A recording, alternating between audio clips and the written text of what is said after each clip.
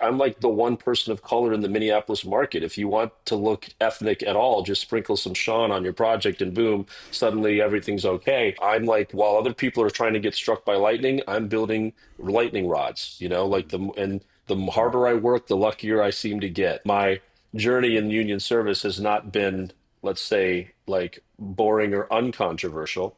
And so there's this old school mentality that some of the old school leaders of our union have, which is it's not the union's job to help you get work. It's only there to help you when you're working. And when Wow. less than 10% of our membership Mm. qualify for health insurance and can't make a living doing this, I think the union owes it to the 90% to do more to help them get work and help them succeed. I wanted to be a series regular on a TV series, and I like, okay, who controls television? The writers. What can I do to build relationships with writers in the Writers Guild? Table reads. Why don't I just start inviting writers with Yeah, amazing there you unproduced go. scripts to send me their scripts, and then I will cast amazing actors because I work in casting. I know all these people. Your tips for table reads. I've heard some things as far as don't speak louder than the most famous person at the table. I've heard. What are some do's and don'ts? Yeah, well, I think the first thing that I would say is Hey everyone, welcome to the Actor's Guide to the End of the World podcast, where we talk about acting in Hollywood in a way people understand. I'm your host, Econ Song. And I'm Rian Sheehy Kelly. How's it going? What's up, buddy? We have new episodes every Monday, wherever you find your podcasts. We have video on YouTube, on Substack. Follow us at Actors Guide Podcast on all social media for fun clips during the week. This is a monster of an episode. We have Shaan Sharma, actor, series regular from The Chosen. It's been running for 6 years now. They just wrapped up their 6th season. He's also a huge instrumental part of the Los Angeles acting community. He's on the national board for SAG-Aftra. He's running for re-election for the Los Angeles board. The vote's in right now. Make sure you get out there and vote. We get into a little bit of his approach to life and how he's gotten to where he is today. And I think it's really valuable for people to hear that. How he got involved in SAG-Aftra leadership. I think all actors are going to want to hear this, and I think it might make you motivated to get more involved in the union. His approach to the business is really positive and forward thinking. Great wisdom for actors, and then as if that wasn't enough, he also has the Table Read podcast, which is a huge hit and also just won a Webby Award. So we get into all of these things and more. Sit back, relax, and enjoy this episode with Shaan Sharma. Shaan Sharma is joining the show. I don't want to lay this on too thick, but when we first started talking about a podcast, I was dreaming about conversations like this, where we get to talk about the real stuff, union stuff, a lot of the things that we've seen going on in our industry for the past couple of years. I'm sure you have great stories, and I already know that you've been an incredible leader in our community. This is a busy week for you. Just so everyone knows, you just wrapped season 6 of The Chosen, worldwide hit phenomenon show based on Jesus and the Bible. Just wrapped that this week. You're in the middle of elections for Los Angeles board member, and then you're also serving on the national board for SAG-Aftra. So the fact that you actually had time to do this is kind of amazing. And then also negotiating committee during the strikes a couple of years ago. You have a hit podcast. It's just incredible, all the stuff that I hope to get into today. So anyway, I just wanted to set the table. Well, and I do want to say also that there's no topic off limits, and I can handle tough questions. So don't feel like you need to handle any topic with kid gloves. If you have anything you want to challenge me on or things that you disagree about, that's what I love about conversations is that's where we figure out how we feel, and that's where we can get to the bottom of certain issues. And so just know I'm an open book. Magic. I love that. I think that's a great place to start. To be honest, I don't have many things that I want to fight you on. But I mean, in all honesty, yeah, we usually bring on people we like. So I just want to. Well, you can disagree with people that you like very strongly. I disagree with people that I like and love all the time. That's a great point. For me, it's not so much about a person versus person. It's more about idea against ideas and trying to get to the truth and understanding. So yeah, as you probably know, my journey in union service has not been, let's say, like boring or uncontroversial. And so I'm more than willing to discuss any of the decisions that I've made. Fantastic. Before we get into all the saucy stuff, Hmm. I know you primarily through a lot of the things that you've built, organizations, programs. I mean, it just runs the gamut. But I don't know too much of your acting career life. How did that journey begin for you? I'm from the state of Minnesota, born and raised. I was there until 2007, and I my home life was, let's just say, really problematic. And my parents are both immigrants from India. They were an arranged marriage, and that was not a good situation for them in their case. It took my mom 22 years to be able to divorce my father, and I haven't seen him since. So that's since what, 1998 that I haven't seen him. He's somewhere out there. But it was pretty chaotic in the home. And the way that I self-medicated was spending time with friends, drawing, playing games, music. And so I fled into the arts instead of like drugs and alcohol and that kind of stuff to heal and to try to be okay and to get what was inside out in some kind of healthy way. And so I actually was doing so poorly in school that I needed to go to summer school to pass the ninth grade. And my summer school teacher was a guy named Roger Mon, who just happened to be the director of the high school musicals. So he invited me to audition for The Fiddler on the Roof, which was the upcoming musical my sophomore year in high school. And I went to Wayzata High School, very large, very wealthy, kind of suburban high school. And it was a big deal that I not only got cast, but I got cast with a solo singing part, which never happens for a sophomore at Wayzata, at least not in those days. So it kind of put me on the map in the grade, and I did 9 plays when I was in high school, all as a way to kind of escape what was going on in my home life, and I made so many more friends, and it was just really fun. And I also learned how to play, music, piano, guitar, drums, bass, guitar. I was already singing in the choir as one of the kind of the star choir students and soloists and stuff. So it was pretty clear in high school that art was my future. I decided in eighth grade I wasn't going to go to college, so I just took classes in high school that I loved. And so music theory and creative writing and all kinds of fun stuff to just like learn about things I was actually interested in. And after high school, I went into playing music as a singer-songwriter, starting a music booking company and booking other singer-songwriters that I found at other high schools. And acting was something I kind of did on the side. In the Twin Cities, there wasn't a lot of film and television. So I just did a lot of regional commercials and a lot of, industrials and things like that. And then I did book 3 SAG national commercials while I was still in Minnesota, which got me my union Wow. eligibility. First time I booked a national commercial, I woke up to an upgrade and a $15,000 check waiting at my agent's office. I was like 19. I was like, I'm rich, The dream. That's the dream. Wow. Anyway, I acted in the Twin Cities and did music in the Twin Cities until around 2007. And then that's when I moved to Los Angeles to kind of challenge myself in a bigger market. And it took a few years for me to get my head on straight, to learn how things work, to get the kind of training I really needed to be able to adapt my craft for on-camera acting, across, drama, single cam, multicam, and commercials. And then that's when I really started to book and work and make a living. I tell people, technically, I was making a living as an actor starting in 2011, but that's because one national commercial paid me 130 grand over 3 years. Like one booking is not a career, right? That's a fluke. That's just a happy accident. I didn't really Yeah. start booking consistently until 2013, 2014. And then from that point forward, it's been just a really blessed ride. And then, of course, The Chosen came along in 2018, but it wasn't really paying us enough to live on by itself until, season 3, really. So, Right. and that was like It's 2021. it's interesting though, because that's a very the fact that you channeled all of that into the arts is a very healthy response to a difficult situation. Now, funny because Ekan's journey into acting was a bit of a rebellion against what his parents had wanted. Mine, I sort of stumbled into it by accident, but it's interesting to like that's a very it's a very proactive and a very healthy kind of an area to channel that into. Yeah, well, the reason that happened was not intentional. I tell people, I never intended to be almost anywhere that I am. It all just kind of was drawn to me or kind of pulled me in. Like, I would never have auditioned for the High School Musical had that teacher not invited me to do it. It wasn't something I ever Yeah. thought about.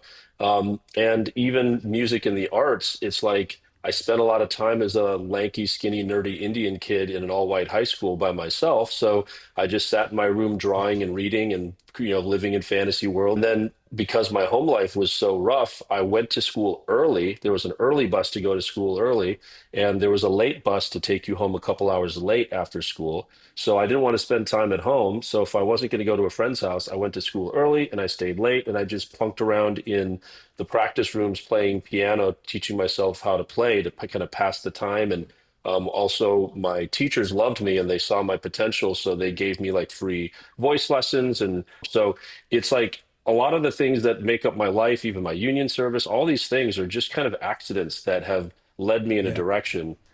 So yeah. We actually moved to LA the same year I moved from Ireland in 2007. I came in on a green card lottery win. I did not acquit myself as well as you clearly did, because I lasted less than a year. But it sounds like you had your head kind of screwed on from the beginning in some sense. Well, that's what's so crazy, right? Is like I already moved to Los Angeles with union eligibility in my pocket, and I joined the union the moment I landed. Mm. I already had a body of work from doing like 100 on-camera projects back in Minnesota. I am a person of color, and so I had that kind of ethnic, aspect to me that has been appealing because people are trying to be more inclusive. I had, like a kind of a business savvy, so I knew how to put together packages to send out to agents and managers and all this stuff. And I got an agent manager within 60 days of being in Los Angeles, and I was going on casting director workshops and meeting casting and getting auditions and all this stuff.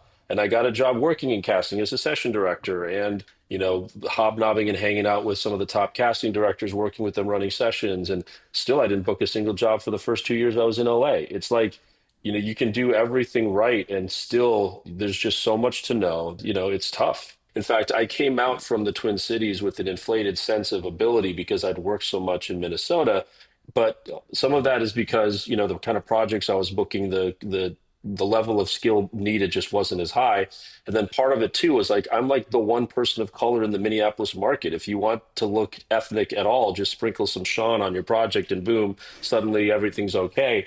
So like I think I was cast sometimes because I was the right color in a very colorless, market. It wasn't until I came to LA and really started to focus on craft that I realized how much I needed to learn in order to be competitive. And I know exactly what I was doing before I booked and worked consistently and what I was doing before. And so that's a big part of what I teach in the education that I do at the union in my own studio for Pace University and other schools where I've invited to guest lecture and stuff. It's kind of the foundation of what grew my kind of visibility in the union community. It was a talk that I did every month called the Commercial Session Director's Guide to LA that turned into the Actor's Blueprint for Success. It was just kind of giving people the information side. What I say is there's the experiential side, and then there's the intellectual side of our craft. And in any endeavor, there's information you need to know, but then you also need to execute on that information. A lot of people have the right information when it comes to like diet and exercise. They just don't do it. It's an execution problem. It's not an information problem.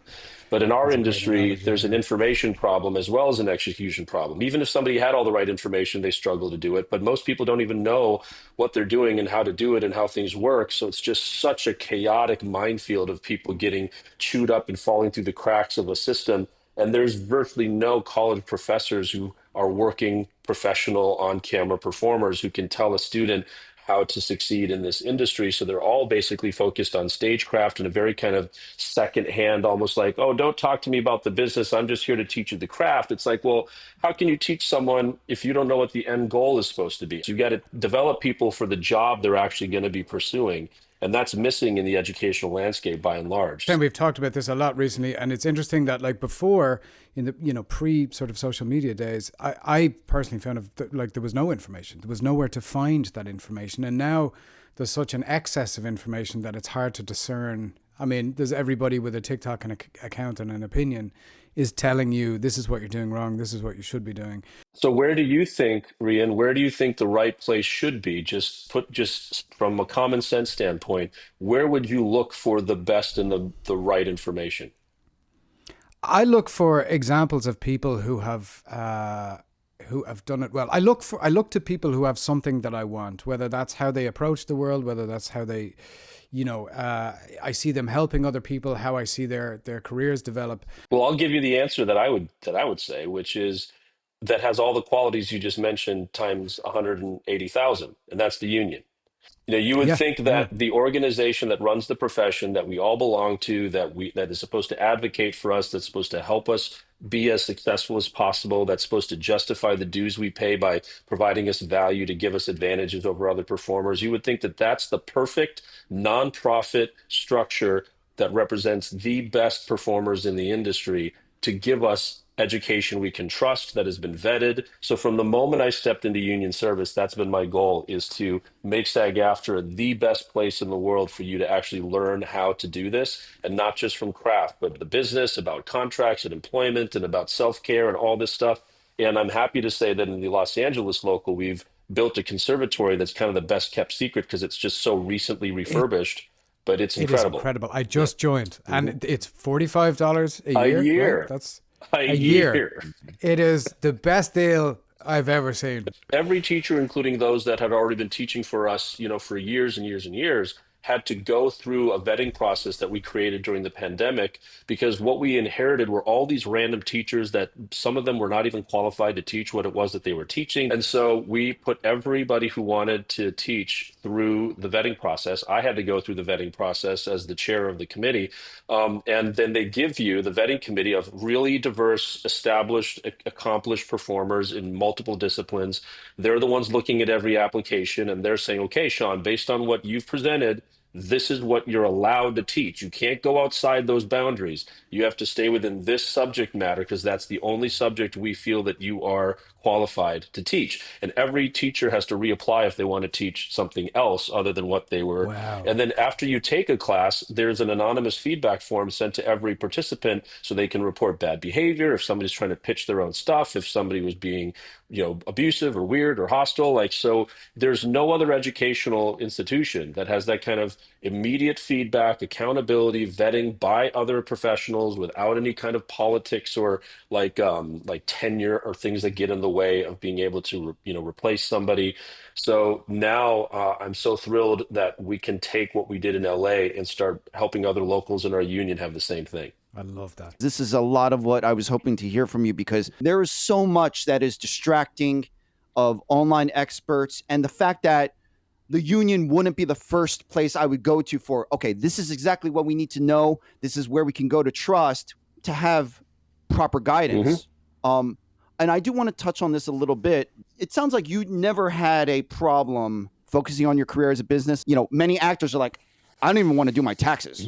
I don't even want to deal with the numbers of this craft. Yep. So interesting enough, when I got out of high school and I had stars in my eyes about being a singer-songwriter, rock star, I did not want to go to clubs and bars with my hat in my hand and say, please let me play a gig in your club. That felt really low value. Like, what was I didn't have an audience to offer. I didn't have so what was I gonna, why were they gonna book me there? So instead, what I did is I went to those same clubs and bars and I said, what's your most dead night? And they're like, who are you 18-year-old, And I'm like, they're like, Sunday, fine. I'm like, okay, give me a Sunday coming up to pack the house. I'm going to book 5 music acts that are all original singer-songwriter acts from local high schools and colleges. They'll bring all their friends and all that stuff, and I'll have a headliner who's more established. And if we pack the place, then you let me do it every week. And they're like, all right, you're on. So I started that way, and I reached out to all like the area high schools and colleges, and I said, I'm looking for original acts from your schools or whatever. We ended up getting amazing artists, and I got one of my childhood heroes to come and headline, and that started what's called the acoustic showcase. Then I could book myself as part of the 5 acts that were playing a 3-hour show. I didn't have to ask anybody for permission to play. And so it was kind of in my DNA, even just when I was young, to offer value and to try to win together as opposed to trying to do it all by myself, and to like have the more people invested in something, the greater likelihood it would succeed. Because when we do a 3 hour show, all of them are telling their fan bases, come to this club. And I wouldn't put the order, I wouldn't make the order public. So whoever brought the most people would play last, which meant everybody had to stick around until the very end. So everybody played for as full of a house as possible.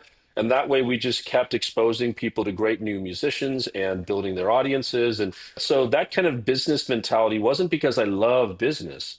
It was more of like an answer to, how do I solve this problem? I want to be able to play where I want, when I want. And so in order for me to do that, I have to add something of value that this place needs. And so, like I said, when I was growing up playing like strategy board games and video games and all that, I love solving problems. I love a complex puzzle to solve. And so, jumping in the union, when I started serving in the union, immediately I was like, take stock, learn about everything. How does everything work? Da da da da da. And I think I did the same thing when I initially moved to LA, where I'm like, okay, LA is a new town. I don't know how it works. I got to learn as much as possible. I was just hungry for information to be able, because like, how are you supposed to strategize and move forward if you don't know a lay of the land? That's like an army marching onto a field that they didn't study before. You're going to get eviscerated. What is it? Aim, ready, aim, fire, not fire, ready, aim, So, Yeah, I, yeah, yeah. so I think it's just been in my nature to try to add value to get around kind of obstacles. I think that's a wonderful lesson. The concept of adding value is I would say that your thinking and your approach from a young age is relatively rare or unique. I don't think everybody thinks that way, but I think everybody can learn from that type of mindset. Like, I never even really thought of it until we had this conversation. But I think because I went from kind of zero to hero in my high school journey, like I was like the skinny, lanky, dorky, loner Indian kid in like elementary school, junior high. But then people started to see I had an aptitude for singing and music and all this stuff, and then soon acting, where I think the fact that I had those skills to offer opened up doors for me that I ordinarily would never have had. So I think just the positive reinforcement from a young age of having something to offer to get, to change things in your life as opposed to just hoping things come to you. I agree. I don't want to sound like the grumpy old man, but if you kind of listen to a lot of the current mindset, actor mindset, a lot of reinforcement saying, I'm worth it. I know what I'm worth. And I think it breeds a little entitlement before you added Mm, value in of service. Does that make sense? yeah. So it's like you said, you worked for 7 years, bringing in business, doing a really good job of promoting shows. You were obviously working on your skills and really very talented. You were essentially building up trust when a lot of people get off the bus to say LA and say, no, I'm sorry, I'm worth more than that. Or they're interning at a fancy corporate job. It's like, yeah, no, that doesn't work for me. Well, what I say in my talks, and I think this is why it really resonated with so many members and why I showed up on the kind of radar for the political factions in the union, is because here I was every month doing this talk to 150 members in the CAGNY boardroom at the union. And all I was saying was, there is a way to reduce the risk and the luck that's involved in whether you can consistently make a living as a performer. There's a reason why the top earners stay at the top, and it isn't just because they're names and they keep getting hired because of their name. There's something about their work ethic, there's something about their craft, there's something about their competence, that, their attitude, etc., that people want, not even want, need to work with artists like that in order to do the job that they're trying to do, which is to push the art form forward, to push the technology forward, to do really demanding new things. And so if you want to be a lead, you have to be a leader. You have to take responsibility. You have to learn about all of these things. And so, I'm like, while other people are trying to get struck by lightning, I'm building lightning rods, and the harder I work, the luckier I seem to get. And so, the problem is, and you touched on this really well, is that most people were not properly informed about what this industry is and what our craft is. They've been misled, and this happened. I saw this in the music industry too. They were misled by whatever they consumed in, media, or who taught them when they were younger, that it's about talent. I almost never use the word talent, because talent to me is something you're either born with or not. To me, talent is in the realm of, oh, you just developed this kind of deflective sense of humor to deal with bullying, so you're funny, or, you're particularly handsome or strong or pretty or whatever. But those are not things that somebody can control. I put about 5% of an actor's total skill into those intangible kind of talent stuff. But when it comes to actually doing the job, that is a skill that you learn, and people don't know that it's a skill. So they come out with just their raw talent, which is like 5% of what you need, and they hope and think that they're just going to get struck by lightning. Meanwhile, other people are trying to learn, but they're in these abusive, terrible classes taught by people who wish they could have been successful, but now take their anger out on people who are trying to come up. And got even college professors who take their what psychological issues out on their students. I can't tell you how many college Yeah. students I have that are just traumatized by the time they come out of college, unable to make a creative decision because they've always been trying to please the teacher, who's more like a tyrant than a mentor.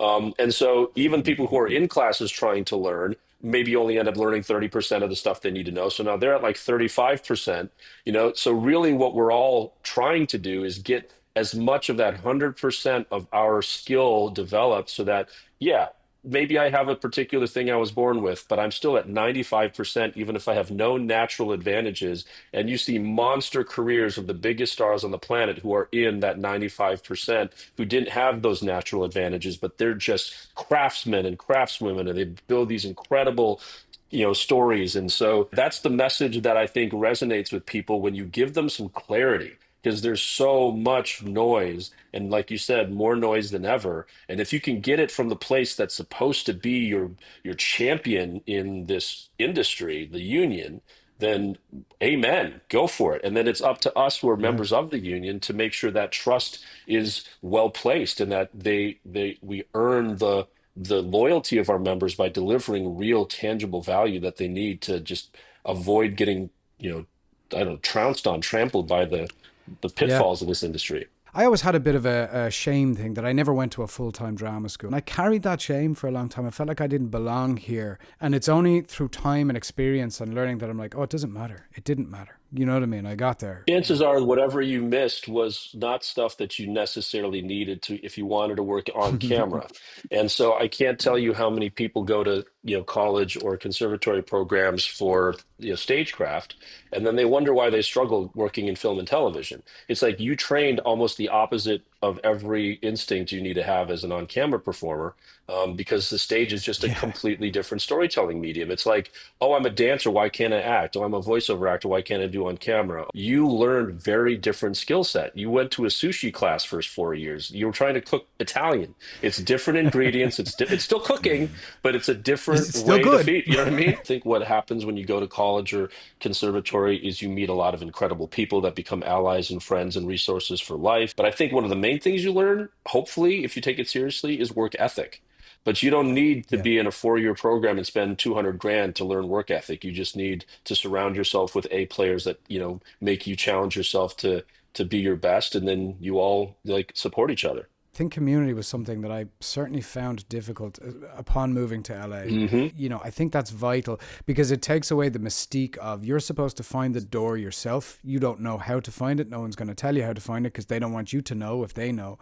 Yeah, this idea that the more you give to other people is less for yourself is absolutely opposite. It's just the Exactly. Yeah. more value you add to other people, the more you become indispensable to the community. And they can't Yeah. wait to pour back into your cup. And I'm experiencing that in ways even beyond union service, where it would always feel so amazing to show up somewhere and not expect anybody to know who I am, and somebody will come up and be like, "Hey, I read your letters. Hey, I saw you on, your interview on the news. I saw you, at the conservatory. You helped teach me a thing that helped me book a job." Or I'll just have random people come up to me and share the most lovely things. And now on the show that I'm on, The Chosen, which is touching people's lives in such an amazing way around the world, like I get, constant feedback from people that is just every actor's. I can't say every actor because we know there's all kinds of narcissists and weird people out there, but I could say most actors that I know, we want to be telling stories that make a difference in the world and touch people's lives. And generally because we were touched in a way by film and television in a way that, made us want to do this for a living.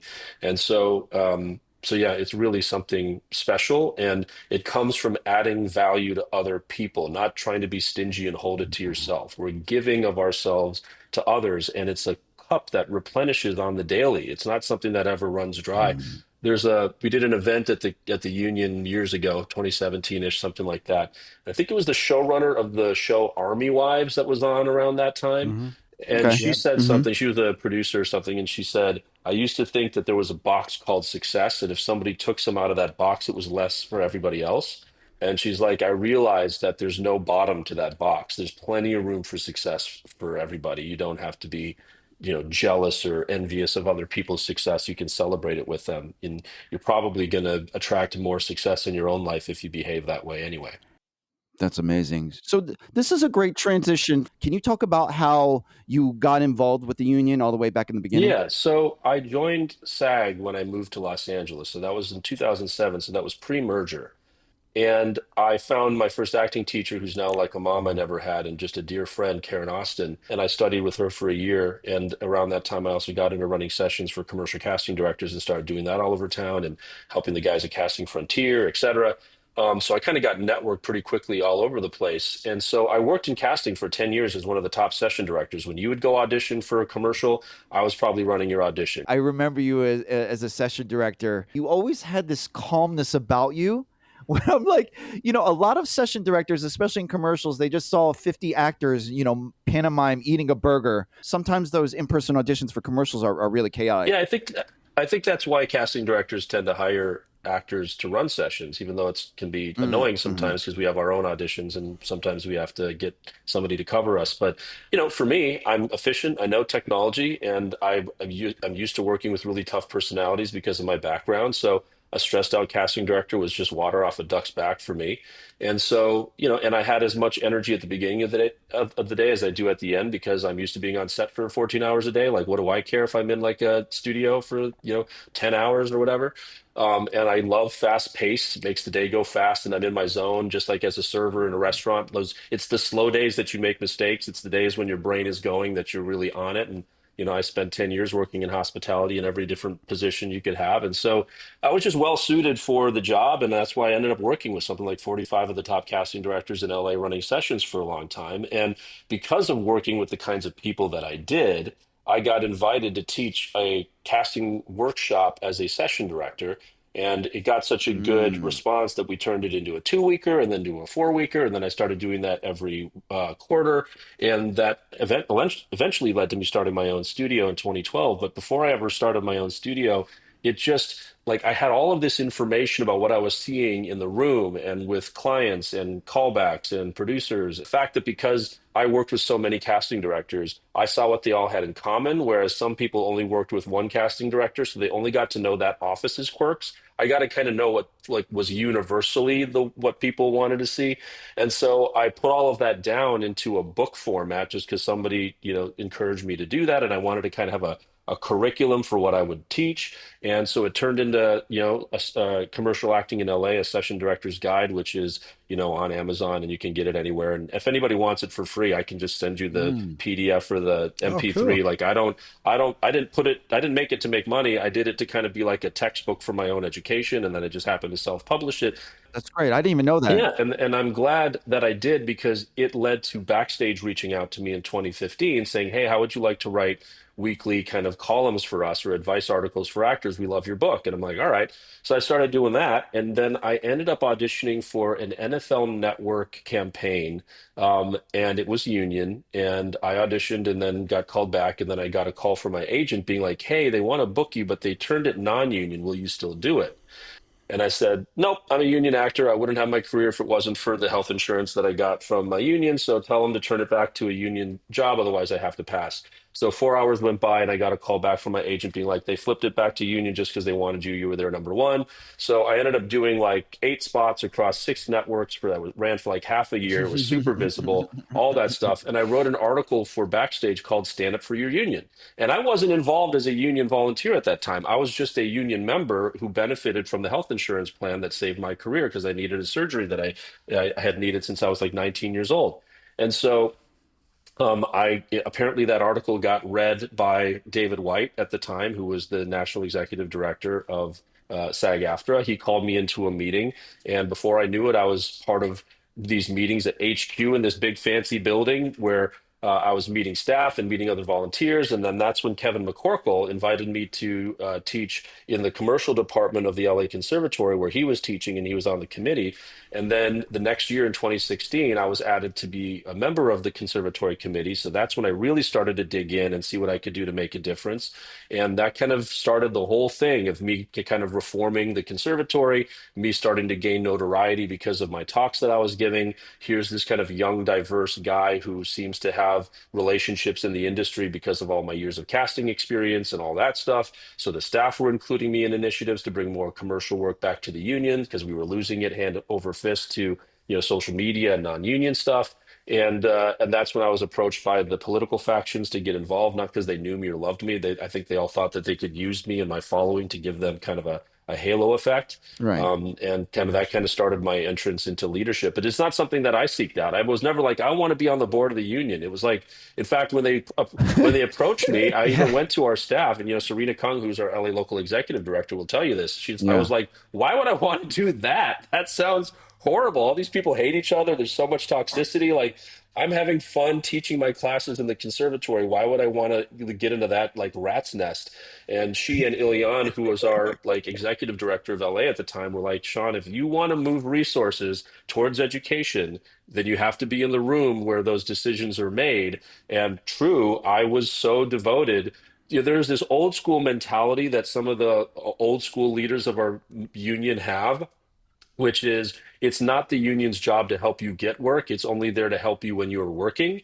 And when Wow. less than 10% of our membership qualify for health insurance and can't make a living doing this, I think the union owes it to the 90% to do more to help them get work and help them succeed. At least that's what I would want from my union and what I wanted from my union before I was making a living as a performer. So I don't really get down with the idea that all of these people are supposed to pay dues to something that shouldn't try to help them until they actually succeed. That doesn't really make sense to me. And I think a lot of members agree with me on that. That's spot on. It just brings me to another question I had anyway, because just from talking to you, it seems like you've had such a great attitude to all of these things that have come your way. Did you ever have a goal in mind? I want to be a series regular. I want whatever that was. Did you have an end goal, or were you just kind of taken along by the journey? Yeah, you touch on something really important. I started to work consistently, but it was so hodgepodge and random because I didn't have a unified vision of what I was trying to accomplish. And this is what I find is true for most actors that I now educate, which is like, what's your goal? Where are you actually trying to end up? And like, oh, I just want to work. I'm like, okay, well, that's like going into a grocery store and saying, I just want to eat. It's like you got a billion options in here, and I won't even know what aisle to direct you to until you tell me, you want cereal? Do you want fruit? Like, what do you actually want out of this business? Because you can't be in every aisle all the time. You've got to direct your time towards the places where you want to get something. So, for example, if somebody's like, okay, well, if you really ask me, then I want to be in like Game of Thronesy type of stuff. It's like, have you reached out to Nina Gold's office? Are you reaching out to the directors that direct those episodes? Have you been reaching out to the writers who write those episodes and looked at what other projects they're doing? Are you reaching out to the agents that represent the actors on those shows that have those relationships with those casting offices? Like, you only have so much time in the day. So if you actually get laser focused on a goal, you can start to move energy in that direction. And it's not only that you're going to move your own energy in that direction, but because all of these people around you love you and want to help you, if they have any connections that can move you towards that place, they'll be like, hey, I know this director, or hey, I worked with this actor, or hey, I know this thing. And now you've got the universe pushing you towards where you want to go. So until I actually declared and decided what I wanted, I was booking, but it wasn't in any particular direction. I was doing multicam over here, single cam comedy over there, drama over here, just trying to make the job booking a commercial. But I wasn't building a momentum in a direction until I decided that I wanted to be a series regular on a TV series. And okay, who controls television? The writers. They're the ones who are the showrunners, the creators, etc. What can I do to build relationships with writers in the Writers Guild? Table reads. Why don't I just start inviting writers with amazing Yeah, there you unproduced go. scripts to send me their scripts, and then I will cast amazing actors because I work in casting. I know all these people. I'll just bring great actors to a table read of the script, and then because I don't just do anything half-ass, Normally, when we do a table read, it's just people bring their iPads or they print out a script and we sit in fold out chairs in a room and we read a script. That sounds really like a underutilization of the opportunity. Here's this writer who spent God knows how many months or years writing this story, and this is their one opportunity to hear it come to life by professional actors because the chance that it's actually going to get produced into a movie are almost none. And so why don't we get food that's inspired by the story? So if somebody's eating lasagna in the script, we're going to have lasagna at the table read. Why don't we design a custom trailer so that there's something cool on the screens when they come in the room? Why don't we get props from a professional prop house as like a centerpiece to kind of bring you into the world of the story? We'll have table tents. We'll have custom artwork cover sheets on every binder. Where can we make it so that when the writer comes into this room, they are like, who are you people? Why are you so cool when you don't even know me? I'm just a nerdy writer who sits in my room alone all the time, imagining the day that something will sell. And you've just invested all of this love and care into every detail of this experience. Our goal was that they would never forget that. And they would always associate SAG-AFTRA with that kind of attention to detail and passion for storytelling. And I started doing those in 2017. And now I've done something like 400 table reads across my podcast, across for the Writers Guild Foundation, for SAG-AFTRA, for my own studio, for other production companies, etc. I've kind of become the table read guy. But a year later, after saying I wanted to be a series regular, I booked The Chosen. Now, whether that's coincidence or whether it was the law of attraction, whether it was like the universe helping move me in a direction, as soon as I got serious about what I was trying to accomplish, that's when that came into my life. Wow. Sorry. There's just so much to. That is the most helpful section of talking I have heard in quite some time. And, to your point, I absolutely believe in the law of attraction and the way you did it, which is the law of attraction backed up by action, backed up by taking some action that you don't know where it's going to lead necessarily, but you're taking the action in the faith that at some point this is going to get me closer to where I want to be, and in the meantime help a lot of people. And a shout out to your podcast, the Table Read podcast, because it is incredible. No, thank you. I'm so proud of it. For anybody who doesn't know, you can talk about it if you like, but it's just an incredible. The production, the sound, the acting, everything about it is fantastic. Just on that point, can you talk about, so you started doing table reads for a long time and then turned it into the podcast. That's right. Like what's the timeline? By the way, you guys just won a Webby. Yeah, we won the Webby over like the biggest other kind of podcast, companies in the business. And we won the Signal Award for most innovative podcast. And like we've got so many amazing kind of recognition for what we're doing, which is funny for them to call it innovative. If there's anything that's innovative about it, it's how far we go in service to the writer and the story. The fact that we want to not just do our reading, but we want to bring it to life, and we want the experience of the reading itself to be immersive and for the actors to be like, wow, look how much care and attention the producers of this reading have put into every detail.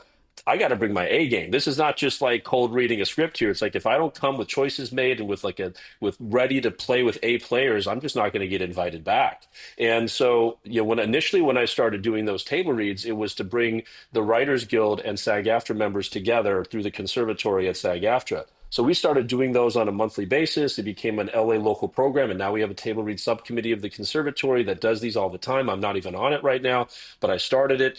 It's run by two amazing former students of mine. And so we started doing those on like a weekly basis, and then I started doing them outside of the union independently because they're just so fun. And I had all this commercial money, so I'm like, yeah, let's get custom T-shirts for the reading, and let's do this. Like I was spending like $700 a reading every week on all this stuff. Just because it was so addictive. It was so fun to see the look on a writer's face when they got to see their script come alive, and it was building a new relationship for everybody. And I reached out to the Casting Society of America, and they sent out a blast to their entire membership, like, hey, if you want to help Shaan cast these reads, reach out to him. So I had these amazing casting directors of top shows on TV helping to bring their actors to the reading. And so here's a writer who's like, oh my gosh, this star of this network show right now is reading my script for free at the union. Like, what is happening? And what would ultimately come out of it was the writer would be like, is there anything I can do to repay you guys for what you did? And I'm like, could you write a custom monologue for this actor who's about to do a showcase? Because if they can say their monologue was written by a staff writer on this amazing network show right now. Like it's going to give them so much credibility when they're doing these conversations with the agents in Wow. attendance. And they're like, absolutely. And I've had writers mentor other performers into creating their own award-winning short films that are now helping launch their own careers. It's just all this maelstrom of creativity from just an act of service together. But then when the pandemic struck, we moved on to Zoom. And around that time, one of my friends, Jack Levy, who's now one of my partners in Table Read, he's like, why don't we create a TV show like the Hollywood Reporter does those round tables where it's like a nice diffuse light around a circular table and you just have these actors talking about stuff. We're like, why don't we create kind of an environment like that and make it a TV show? But then the pandemic struck, so we put that on ice for a little while. But I was still doing Zoom table reads, and now we've become like the best at doing Zoom table reads. And then when the pandemic started to abate, Jack was like, "Why don't we do a podcast?" Because he was starting to help like Universal build their own podcast department. He won an Emmy for his post production sound on Battlestar Galactica. He's a supervising sound editor for countless numbers of movies and Wow. TV shows. So the guy knows his stuff. He has all the relationships. So the reason our podcast sounds as good as it does is because of Jack. That's his, forte. I'm the guy who brings the Shout out to talent and the Jack. scripts. Jack brings his sound experience, and then Mark is the guy who runs the show of like doing all the annoying stuff that Jack and I don't want to do as creatives.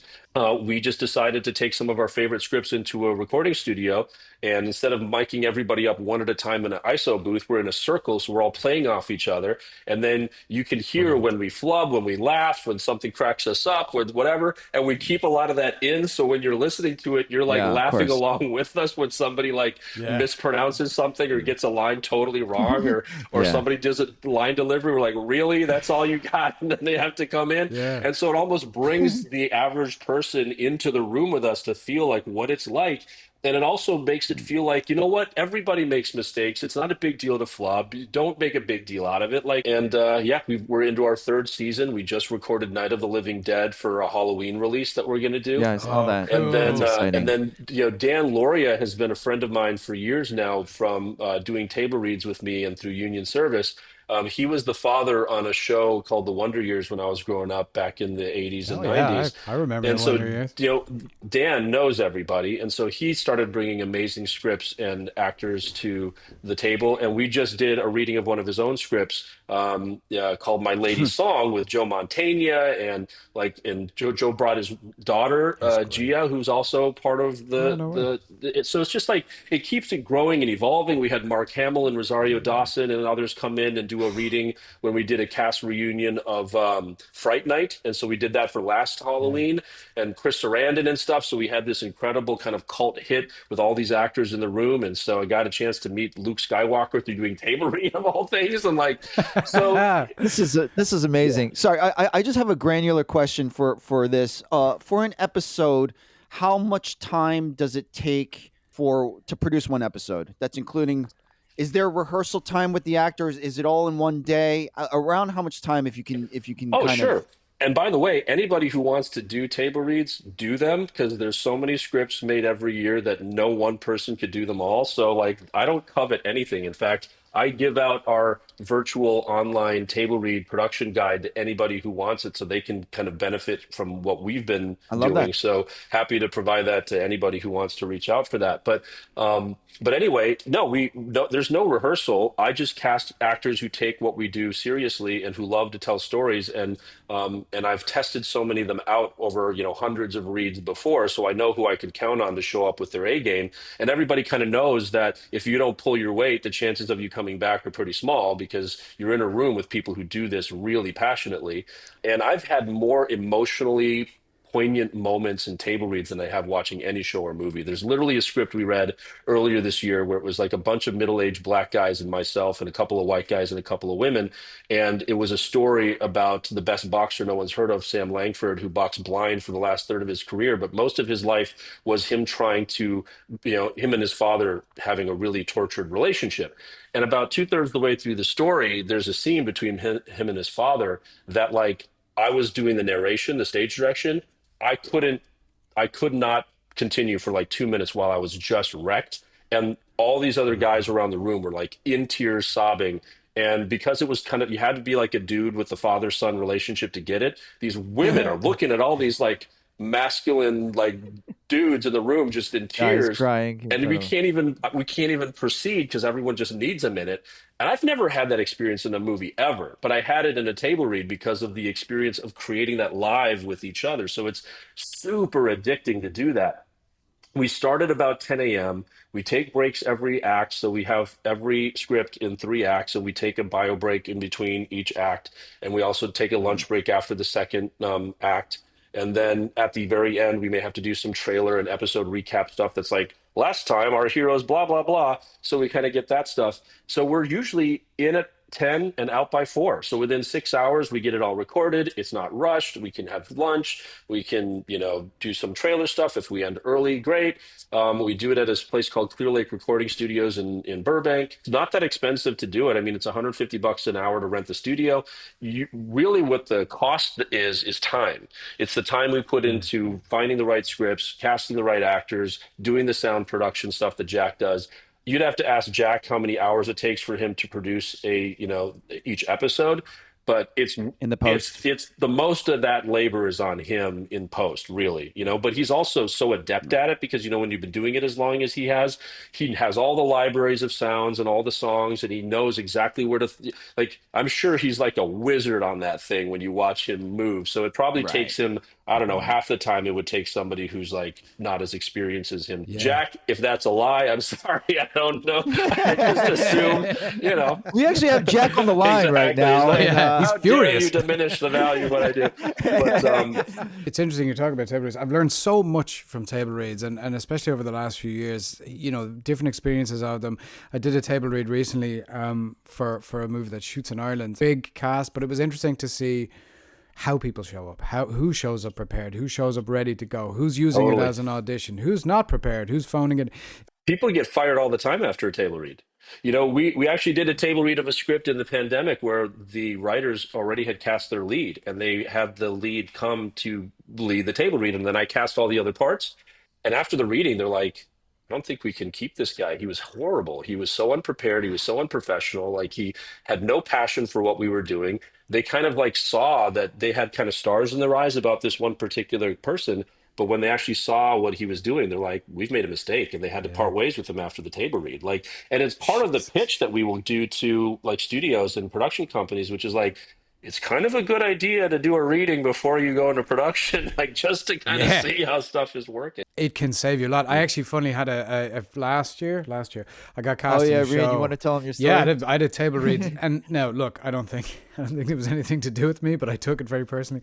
I got cast in a show that shoots in Chicago a few days before I was due to fly out for the episode. It was a smaller role, Funnily enough, I had lunch with an actor friend of mine right before the table read, and he goes, careful, people get fired at table reads. So I went in with this in my head, did the table read, whatever. I get a call from my agent the next morning. She goes, Rian, I'm so sorry, but I just wanted to tell you before you go to the airport. She's like, they cut that whole part from the show. They cut like 10 pages of this episode. She's like, your character got cut. And I was like, oh, what did I do? And I subsequently found out it was nothing to do with me. It was I'm just a so very glad you brought that up. scene. I'm so glad you brought that up. Yeah. One of the first reads we did when we first started doing table reads through the LA Conservatory, there's a writer named Philip Eisner. He wrote a movie called Event Horizon with Lawrence Fishburne and Sam Neill back in the day, kind of like a horror classic. Huge. And he wrote this new script called Guillotine, which was kind of like this cop suspense vampire story. They were doing a little talk back after the reading, and during the conversation with all the actors sitting around, they're like, you know what? I think that one scene isn't necessary. It kind of slowed things down story-wise. It's like, you know what? I totally agree. We can lose that. And one of the actors was like, that's the only scene my character's in. So they're like, it had nothing to do with me being a bad actor and everything about what it's really about, which is the story. So there was almost like a healing effect in the room for the actor to be like, oh, those times when I was let go had nothing to do with me. Like when I booked the show Mulaney and then I got the call that actually your part's been cut, we don't need you anymore. Like, it's not because I wasn't funny or I didn't do a good job. It's just that things change, especially on a multicam where the writing changes on a daily basis. You just don't know. It really puts your focus on story as opposed to your focus on me as the actor. Absolutely. If you, in brief, can kind of give your tips for table reads, let's just assume that they're competent actors. I've heard some things as far as don't speak louder than the most famous person at the table. I've heard things like that. Like, what are some do's and don'ts from your perspective? Yeah, well, I think the first thing that I would say is like, don't stress. People are so different. I really don't like find to be that useful advice that is really culturally specific. Like, oh, in this show we do this. Great. Well, then if that's how your show does it, then it's helpful for people to know that, but it's not universal. So don't suddenly think everybody does it this way just because one show does it, or just because one show has a narcissist lead who doesn't want anybody to outshine them. Don't suddenly take that into every table read where you're always afraid of outshining some, a secure, mature performer will love having A players with them that elevate the story with everyone, right? It's not about their own ego, it's about service to the story. So I think there's advice like that I would say, okay, in a one-off scenario, if you have to deal with some ego or some kind of crap of some particular project, that's separate. My advice would be kind of universal if our focus is on the story, if it's on serving the writing, if it's about like helping the writer like shine or helping them understand their story. And in that case, it's all the basic professionalism stuff. Like, have read the script, make your choices. Sometimes you're going to be playing multiple characters, not just one, because you have a lot of roles in the script and you need to assign one actor to read multiple roles. So what we do to help the writer or to help the performer is to highlight each character they're playing in a different color highlighter. That way, visually, you immediately like, oh, blue, that's this character. Oh, pink, it's this character. It just helps you switch in your mind when it's that clear, as opposed to everything being in the same color. And you're like, which character is this? And Yeah. making sure that you give every character its own unique voice and kind of perspective so that they're distinguishable from each other. Making a choice at all is a really important thing because so many performers are terrified of making a choice because they don't want to make the wrong choice, as if you can make a wrong choice. I don't really think you can make a wrong choice as long as you're serving the writing. If you're conflicting with the writing, that's where you can go wrong. If you haven't read the script and don't even understand the story, that's where you'll go off the tracks. But most actors are so brilliant and so gifted and love what we do and good at what we do that you'll know what the scene's about. You'll know what the story's about. So, like, how do you want the audience to feel about that moment? How do you want to use that experience to teach them something or to be profound about the truth behind something like that? And not the truth, but a truth, because there's many ways to find out that, you lost your job. What truth do you want to show? Do you want to show the truth of somebody who's bitter and ends up being like corrupted by it, where now they want vengeance and whatever? Because people can understand that impulse. That's truthful. Or do you want to show people somebody who takes it like a champ and like keeps their chin up and just moves on without enmity, without any kind, like, that's another message you can send that's truthful. So like making choices about what do you want to accomplish with it. Don't make choices based on what you think is going to impress anybody, because what's going to impress somebody is the wonderful contribution you want to make to the story. In terms of like where to look and how to, it's like if you need to look on the page, look on the page. The other actor will hear your performance like any other voiceover actor, and they will get what you're trying to do. If you can connect with somebody and you want to, feel free to do that. Don't feel like you're stuck at the microphone. If you want to get up and be bigger or whatever, go for it. Like, we can always, adapt that in the mix. Or we won't be able to sell a moment if you're just stuck sitting at the microphone. You might have want to fall off your chair to like create the reality of a moment. Like, Mm. own the space. Like, make use of your instrument, make use of the environment. So I think all of those things I would just kind of say are generally in the bucket of take ownership, take leadership, take responsibility, make choices, don't be afraid, don't live in fear, don't try to sell out and make someone happy, take pride in your work as an artist and make a thoughtful contribution, I guess, is where I would kind of generally land. Well, that's well put. Well put. Don't go in afraid to get fired. That's not the way to go into a table read. Believe me, that does not work. So Shaan, I do want to go back a little bit to the union. If you can break it down because right now the vote is out for national board, local Los Angeles board, and so on. Make sure you get the vote in, everyone. I'm not going to lie. When these come up, it's kind of daunting. Mhm. It's kind of daunting. You have 5,000 people for delegates alone. Can you kind of explain it to a lay person? What is the function for national board, local board, and even delegate? Yeah, it's really easy to understand. It's not that dissimilar from our national politics, right? We have states. So we have 50 states in the United States. In SAG-Aftra, we have 25. They're called locals, right? And they all represent a different geographical part of the United States. And each of those locals has a state government, just like we have states with state government, right? So LA local has its own local government, and it's directed by volunteers, just like myself, who are on the board of directors. So you've got like 45-ish people who are making the decisions about how to spend the money and the resources that we have for the benefit of the 88,000 members that live in the Los Angeles local. And so every local has their own local governance with their own local board, and those boards are elected by the members of every local. And and then the national board is responsible for making decisions as a whole, and it has the most power over the entire institution. And that's about 80 individuals that are on the national board, between 10 national officers and 70 national board members from across all 25 locals. And so the delegates came in with AFTRA. When we merged with AFTRA, the convention was an Mm. AFTRA thing. So the convention is useful, but it isn't very, it's supposed to be useful, and it still can be useful, but it's really not serving the purpose that it was designed to serve, which was to give the membership at large a broader say in what happens in our union, because otherwise you're just stuck with the local boards deciding what happens and the national board deciding what happens, but the membership beyond electing them doesn't really have anything else that they can do. In a convention, any member can submit a resolution for a delegate to bring forth to the floor of the convention. And if the convention body decides to support something, it's supposed to be implemented by our national leadership. It's just that in practice, that hasn't happened. That even when things pass at convention, since our national board isn't technically bound to do it, they just don't do it.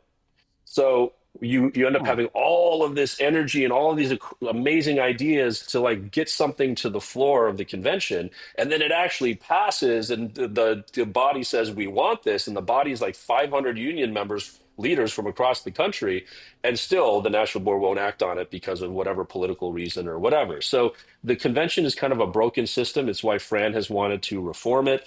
It's why the existing establishment that I've been kind of working to reform is so hostile to resolutions and the whole kind of energy that convention has, because it threatens what they want to do, because they don't want to do what the members want. They want to be able to do what they want to do. And so, How long has that been around the system? yeah, our merger was 2012. So since 2012, we've had this convention Wow. system, and it Okay. really is a kind of broken system. What's awesome about it is the fact that you get to learn so much about what people want from around the country from different delegates, and it's much easier to get elected as a delegate. So there's less kind of gatekeeping when it comes to being a delegate than there is to being a board member. And so every delegate can bring forth as crazy or as cool of an idea as they want, and you can read all of it and learn from all of it. And so it's just a great kind of brain trust harvesting opportunity for ideas and Mm-hmm. solutions.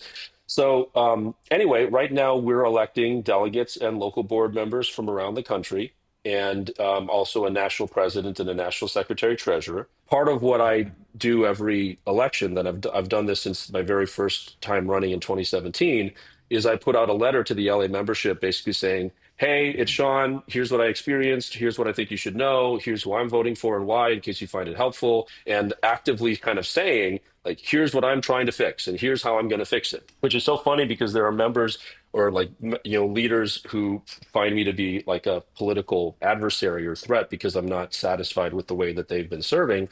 And they'll be like, "Ah, Sean's got some hidden ulterior agenda." I'm like, I actually put it in writing for 60,000 members every 2 years, and I read it to you. So there's no mystery. I'm pretty clear about what my objectives are and why I'm doing it. Actually, I just listened to this. You were talking in your email about hidden gems, and boy, do I have like hidden gems. Maybe this is kind of Oh, one of right. those, but Yeah. I just watched the Diary of a CEO podcast interview with Mr. Beast. Interesting. And It's so crazy because it's such a useful Wow. podcast interview. And one of the things he talks about is the fact that Mr. Beast started doing these philanthropy things where he'd like go build wells in Africa or go help people get like eye surgeries they need or whatever. And he's like, there's so many podcasters out there that will do like, hey, I just bought another $1 million mansion. Look at my fancy car. And all they get is love and adulation. And then he's like, and then I do a video where I like build wells in Africa, and the hate that comes in from like, who do you think you are being some white savior coming in and trying to do this, or that's not the most sustainable solution, this, blah, blah. He's like, it actually, like, if you want to be hated, try to do good. Because it's like when you try to do Yeah. something good, there is no lack of people who will criticize and think that you have ulterior motives, you're doing it just for this or that reason or whatever. If you just focus on serving yourself, you're a hero, you're everybody's baller friend, you're out there kind of making it rain, whatever. Yeah, all good Right, times. exactly. Yeah. So he's like, actually, if you want people to like you, I would not recommend trying to do good things, which is amazing to hear from the top YouTuber on the planet.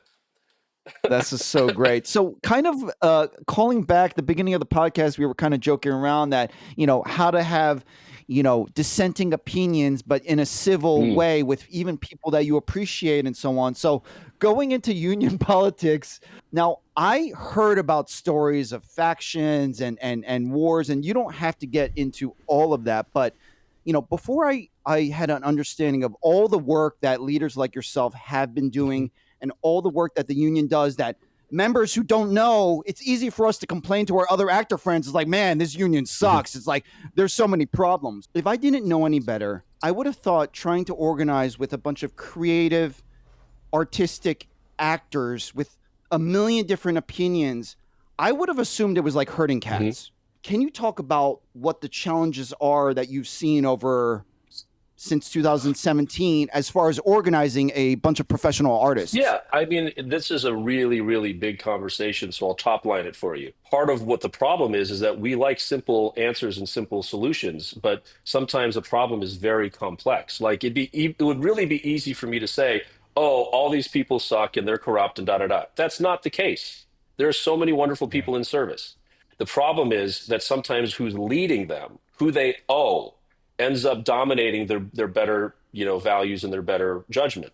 It's like, okay, I disagree with what's happening, but if I don't support it, they won't support me in the next election, so I kind of have to go along with it. So it's not so much as herding cats as much as like there's a bunch of mafia bosses that control their people, and if you get the mafia boss on board, then you get what you want, but you have to pay the mafia.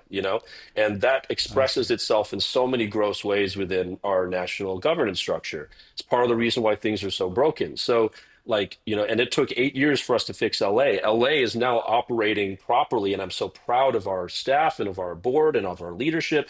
But it took getting some of the most divisive, toxic, kind of corrupt people out of leadership. And now they would really be offended to hear me describe it that way, because they would say, well, the ends justified the means. Like if you think back to what happened Mm. over the period of like 15 years, it created like sharks and jets, or like, Republicans and Democrats, or like Palestinians and Israelis. Like there are more peace talks in the Middle East than between these factions in our union, because of how crazy of drama went on from the 90s to like the merger in 2012. So let me just recap for you. There was a failed merger in the late 90s, so that was very divisive between AFTRA and SAG. Then there was the commercial strike in 2000. Then there was the agencies of the ATA, which is basically all the top agencies deciding they no longer wanted to work with the union. And so we lost the franchise with the ATA in 2002. Then there was the failed merger attempt in 2004. So another fight about merging. Then there was the lockout and AFTRA negotiating separately with the studios to undermine SAG that forced the merger in 2009. And then we were finally merged by 2012. So you had, in the span of a very short period of time, these traumatic events that happened where the same people kind of ended up on both sides of the issue. It was basically those that represented the Screen Actors Guild and working performers, and those that wanted to merge the union of AFTRA with SAG to give us more leverage, but also represented a lot of people who weren't making a living. And the interests of those who make a living and don't make a living are really hard to reconcile sometimes, because a performer who makes a Yeah. living is trying to keep acting a sustainable living and improve it. Whereas somebody who just wants a credit is willing to give you every penny in their bank account just to be in a movie, just to move their career forward. So how do you Wow. reconcile these interests? And then you add different professions like broadcasters with actors, with dancers, with singers, with stunt performers, with pilots. How are they like radio DJs? So now you got those things. Then you've got regional conflicts of like the needs of somebody in Iowa are not the same as somebody in LA, are not the same as somebody in Atlanta. All of these fractured competing interests, and then an incredibly traumatic series of events that just fractured people across all these different things. And so where you kind of ended up after the merger was all the pro-merger people against LA, which was like Membership First, which is like the group that kind of grew out of Los Angeles that was pro-SAG, anti the merger the way it was done, and represented more of like the working actors. And then you had the pro-after people that got a lot of power because they were able to basically take 75% of the union for themselves between AFTRA and their portion of SAG, and then just Membership First in LA. So that kind of bred an anti-LA vibe across the rest of the country. And so that's been something we've actively had to address and fix by saying, no, no, no, no, no. That was a long time ago. We're trying to move those people like out of leadership. Now it's about the future. We're a national union. We need to take care of everybody. It's not about LA versus anybody else. And we need to start acting together and coming together. But there's so much skepticism around the rest of the country because of all of that drama and because a lot of the same people are in power around the country who lived through all of that. So they're traumatized about what it means for a strong Los Angeles local with lots of resources and great leadership. I mean, we all knew SAG and AFTRA would have to merge eventually. It's just how it was going to get done. But we had a group that basically got the merger done, and then afterwards they were out of ideas. And everything that they did afterwards was about maintaining power Wow. and shutting people down. And so it was run so much like a mean, bullying, kind of corrupt regime. And that's what I started speaking out about in 2019 when I wrote a 50-page letter and recorded it. And that kind of changed the landscape of our union, especially in LA. For the first time, that party Unite for Strength that had merged the union, they lost the Los Angeles local, and Membership First took a supermajority position and has controlled the Los Angeles local since, and deservedly so because they've served the union membership well. But I would just kind of say like what I am trying to create is an environment where people feel like they can speak up, and just because they're challenging the status quo does not mean they're going to be treated with disrespect, with hostility, with any of that stuff. You end up with an echo chamber of yes people that just keep telling everybody it's great, and that's what happened to the leadership of our local, and that's what's still plaguing our national leadership. And so now that LA is working appropriately, my next era of service is going to be trying to help as many other locals around the country ensure they have the best leadership so that the focus is on serving the members and helping them win, not on maintaining power and control. I And then love that that. power, and then that shift can translate to national That's right. board That's the only way to and change the national having this board because community. all of our national board members are elected by their locals. And so you have to change the local to change the national. There's no just changing national. It's just an expression of the locals. So if we have unhealthy organs all over our body, the whole body is in Body's trouble. the overall. Yeah. Yeah. Now, Yeah. I don't want to dig up old wounds. The strike, you were on the negotiating Mhm. board. Obviously, you were one of the few people who dissented about the contract. Can you talk about what that was like speaking out? I'll start with saying this. When I was in junior high, I was picked on. I was pushed into lockers. I would literally hide under the cubicles in the library to avoid having to walk in the hallways because I was so teased mercilessly for like being different and whatever it is. And then in high school, just a few years later, when I was like in a band with the coolest kids in school and I was like the leads in plays and I was like, dressing better and working out, like the same people who used to push me into lockers were like fawning all over and being super cool and nice and inviting me to parties and all that stuff. I learned at a young age people are fickle. One second they love you, one second they don't love you. Like you can't your compass cannot be attuned to other people's fickle nature, right? Nothing speaks more loudly than value. We need value to survive. The membership of this union has protected me through all of the ups and downs because they see what I do as valuable. And so as long as they continue to elect me and support me, then it doesn't really matter how other leaders feel about me because I'm not elected by leaders. I'm elected by members. Now, that doesn't mean that I want to needlessly antagonize other leaders. In fact, I want nothing more but to unify and be friends with as many of them as possible. It was a miracle that I ended up on the negotiating committee at all. But the only reason I ended up there was because I was, developing a really good friendship with Fran, with Duncan, our national executive director. A lot of the staff are dear friends of mine, and I worked with them for many years. And the Los Angeles local are my friends and allies who I helped get elected, and I have, tens of thousands of supporters in the Los Angeles local over the years. And so they kind of couldn't deny me. And because I'm the education guy, I rewrote the orientation our union uses. I have a grassroots organization that educated people on a weekly basis about everything having to do with our union and other unions and other issues through the entire pandemic and beyond. I have a voice, and so LA wanted my voice to be on that negotiating committee. I ended up serving on the committee, and I was one of the most involved negotiating committee members. I was on, subcommittees. I was part of an inner circle that was supporting Fran emotionally through all that stuff, then on the strike lines and doing press and doing member education. Like, I was involved. And I built friendships with people who had only been skeptical or had negative views of me from around the country from being in that room together. And we broke bread and we hugged it out and we had amazing conversations. And I built really wonderful friendships. And then we got to a point where I could no longer support what the committee was deciding to accept in the package. And I told the committee at the time, like, listen, if you do this, I will vote no, but I won't actively oppose the contract. But if you do this, I will have to go out and tell people that I'm voting no on this. I won't tell anybody how to vote, but I'm going to have to say, as for me, I can't support this, even though I just gave a year of my life to helping to negotiate this. And ultimately, they went even two steps further than that. So they actually crossed like three red lines deep from where I would have, had to oppose it just ethically to myself. And so I told them I'm going to dissent, but I'm going to do it as respectfully as possible. And I did. I never told a single member to vote no. I always, said how you vote is totally your choice. I can only say why I can't support it, and here's why. And so I just started to educate people about why.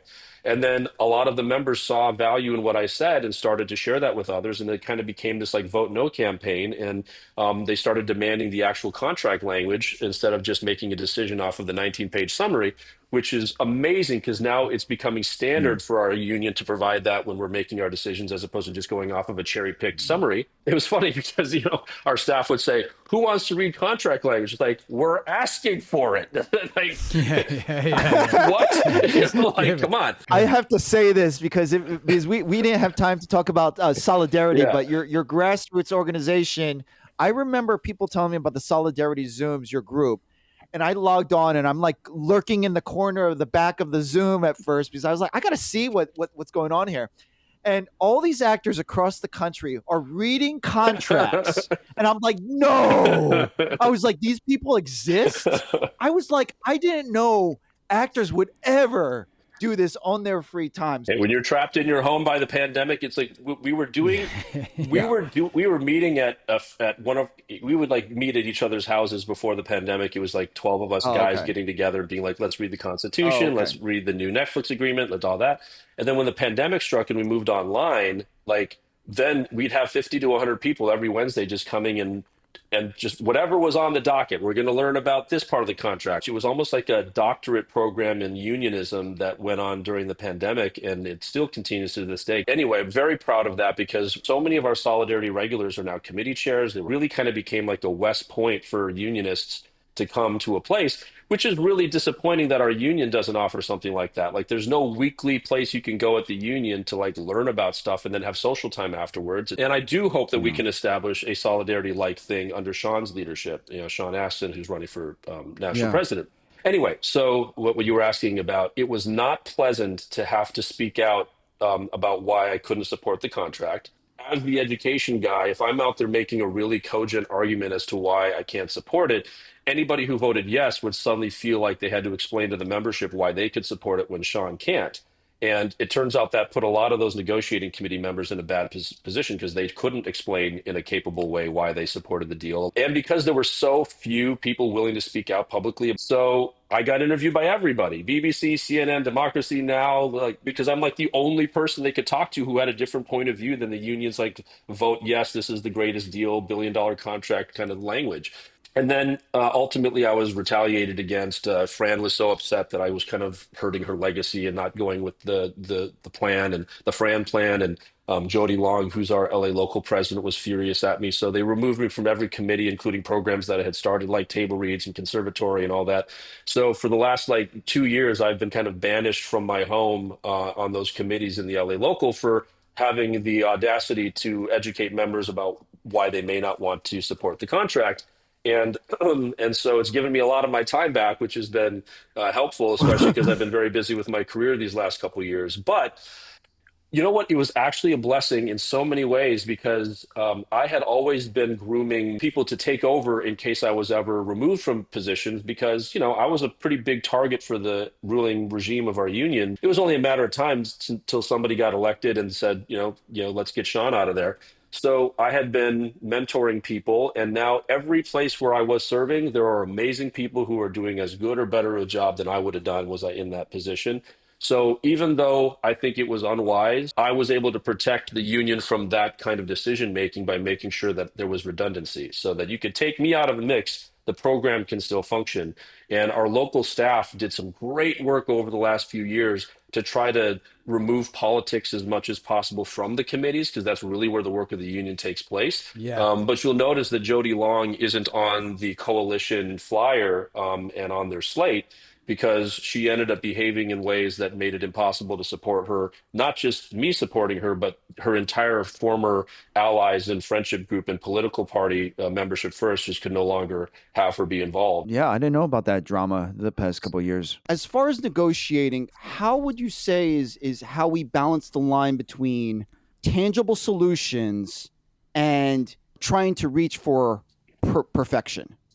Yeah, well, so that's the challenge in every negotiation is what's too far and what's not far enough. And you want to basically push it as far as you can go because you don't want to go in asking for too little because you only can get a crack at this every 3 years. And then it has huge ramifications like people not being able to qualify for health insurance and the health plan not having enough money and people, not being able to survive.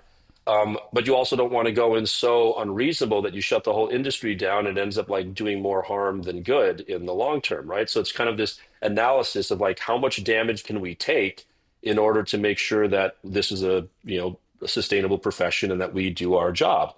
And that's really the only tool the union has is the threat to do a work stoppage and to go on strike. That's the only Yeah. way we can really fight back against our corporate, employers. And they're incentivized to prioritize shareholder value over, making employees happy. So they have that natural, responsibility to push back, and so we have to push equally hard back in the opposite direction.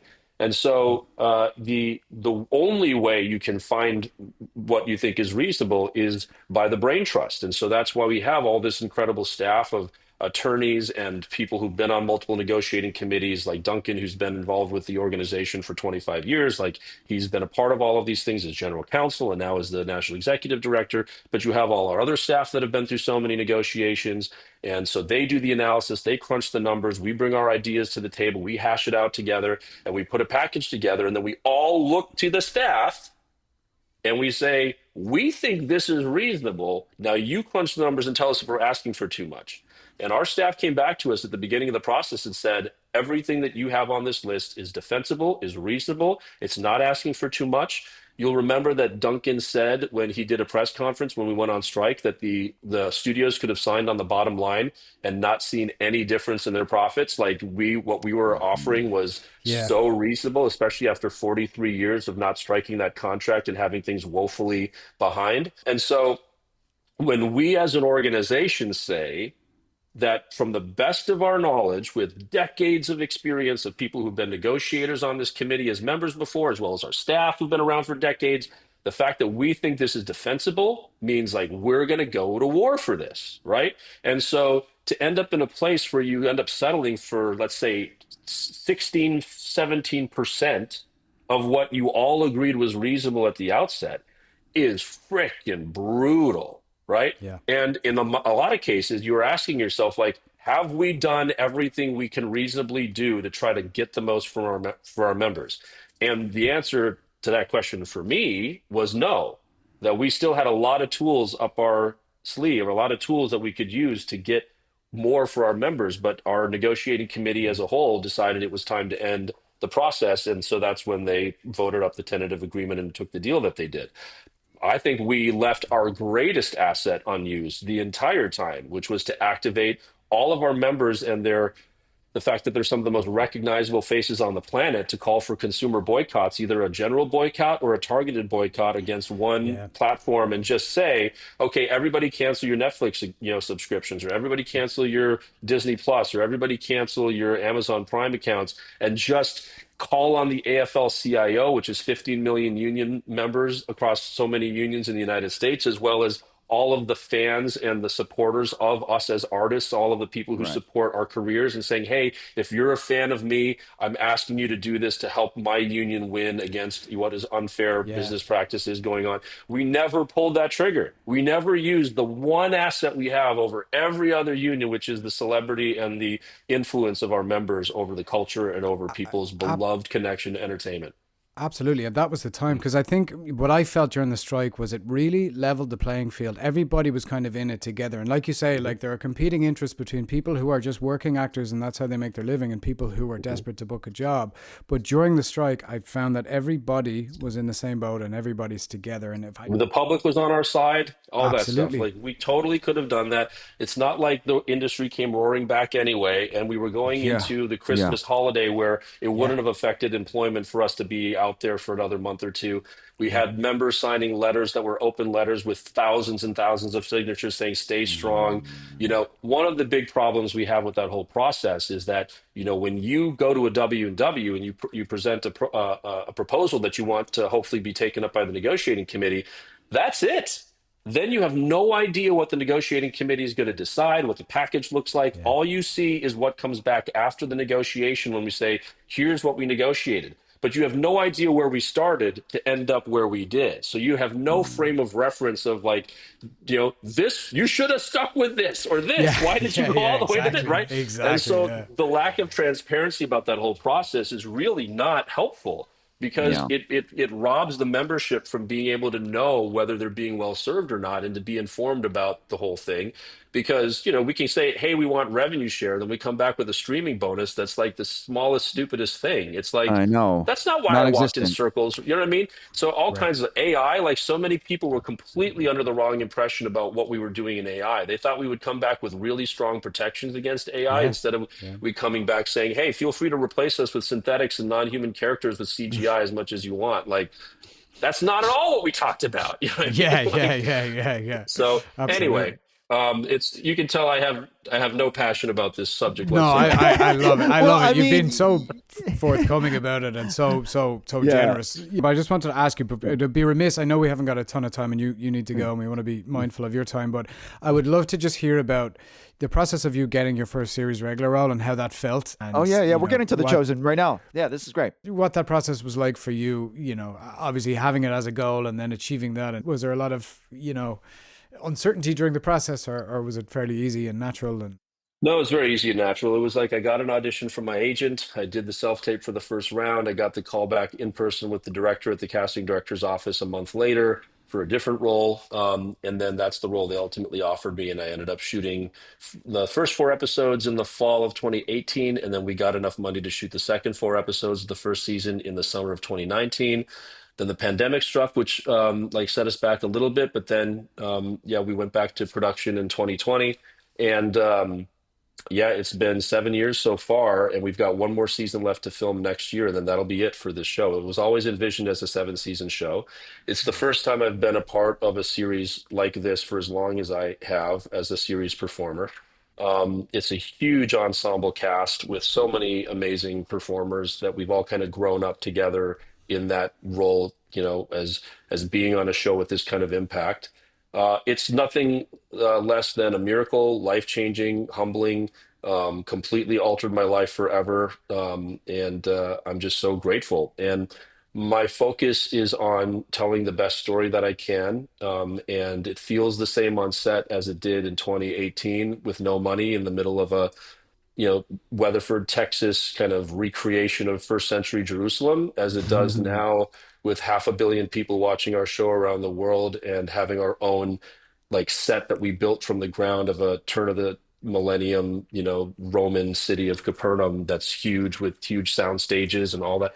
It's just been crazy to see how something grew, Wow. and all independently outside of the traditional studios and networks, and all crowdfunded, completely supported independently, Wow. financed by people who support what we do, which is why we were granted an interim agreement almost immediately when we went on strike, is because we weren't an AMPTP production, like the only show on the planet that wasn't an AMPTP production. And then now it's spawning a whole kind of cinematic universe for the company that's, behind The Chosen.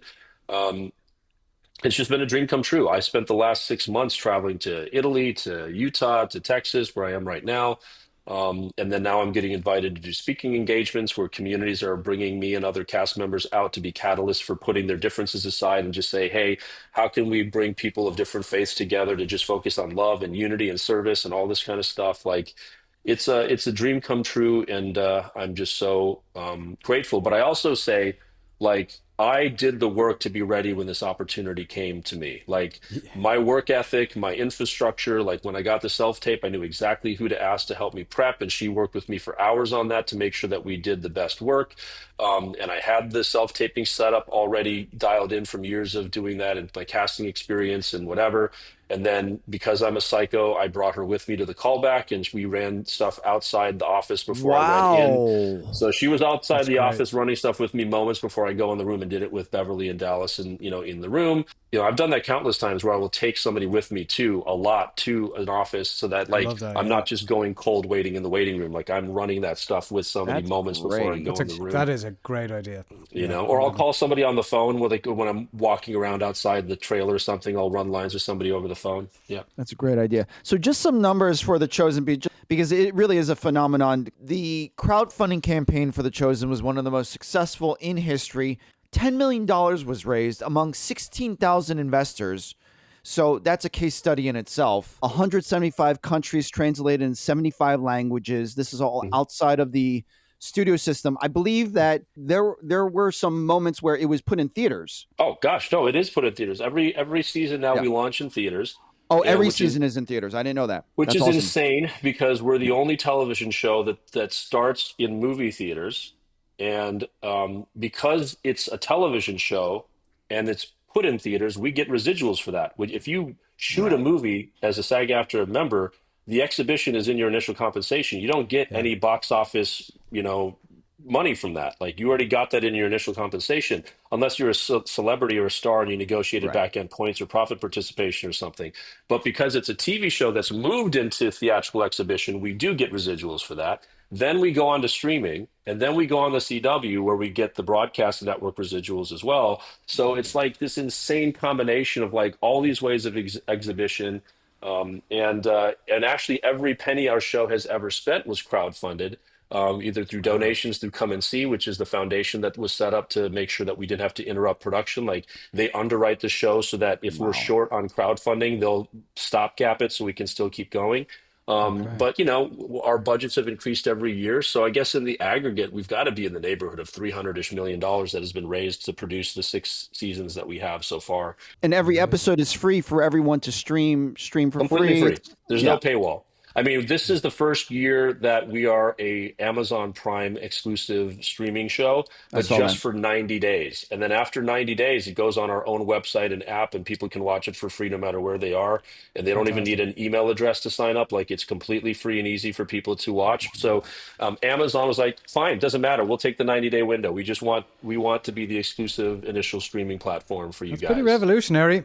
I do want to add just the fact that not only is this successful, marketing wise, financially, and obviously it has a great message. As someone who's partial to growing up in the church, and whether you believe in it or not, I actually do believe the Bible is one of the greatest stories ever told. Uh, the Bible stories in media for years, besides maybe Passion of the Christ, a lot of those stories used to be kind of caricature-y, maybe like preachy, kind of hit you over the head. This feels like a really great TV show that just happens to be about these stories and characters. And I just wanted to, as a Christian, I just wanted to say that because I feel like that's the goal. It's just a dramatic TV series. We don't call it a faith-based show. It's not a preachy thing. It's not meant to convert anybody. Like, the show is a dramatic television series that's based on the Bible. 95% of the show is just our imagined, stories of what it might have been like to be alive at that time and, be around Jesus at that time and the people who knew him and whatever. So it's the reason why our show is different is because it had the courage to take creative license and imagine all of that stuff and say, hey, there's no evidence that Matthew was on the autism spectrum, but what if he was? Because it might explain some of how his writing is so different than the other books in the Gospels. And there's nothing that says one of the apostles had multiple sclerosis or something, but having a disability is so relatable because 1 in 5 Americans has one. Like, Yeah. so, it's just been such an incredible, because it doesn't take a denominational approach. So it's been a unifying kind of depiction because you can't say this is a Catholic depiction or it's a evangelical depiction or it's a Latter-day Saints depiction. It's just scripture plus imagination, and we have a panel of a messianic rabbi, a Catholic priest, and an evangelical pastor, all who read all the scripts to try to point out anything that they think could be problematic or go against scripture or something. Okay. And nothing gets Wow. put out unless that whole team thinks that this is the best we can do. Doesn't mean there still won't be controversies because you can't make everybody happy, especially when there's Right. like 6,000 denominations of Christianity alone or something like that. That's an interestingly democratic process for a TV show, which is not, not always the case. I'll wrap with this question for me, but Yeah. you seem to have a really good sense of self, of who you are, and your experience has been incredible. I mean, you've had such a wide, varied, successful career and continue to. What do you struggle with? Is there anything that like trips you up? Is there anything that any like challenges you have to overcome? Yeah, of course. I think when you're problem solving, it can be really challenging to solve those problems, like the amount of people management and personality management that you've had to do. Like for me to have served for a year with people from around the union that I grew to be close with, and that we finally broke bread together. We finally saw eye to eye. They finally met me, and they learned I wasn't a monster. I was actually somebody whose heart was in the right place and whatever. Like, and then to see those relationships deteriorate simply because I didn't go along with the crowd and say this is the best contract and everybody should support it, like that hurts. You know what I mean? It's like Yeah. once again, because I didn't do what they wanted me to do, I became like persona non grata again, and that sucks because there's a cost to speaking up and speaking your truth. So I think that's been really difficult, is just how hard it is to make positive change, how much you have to Yeah. overcome institutional ennui.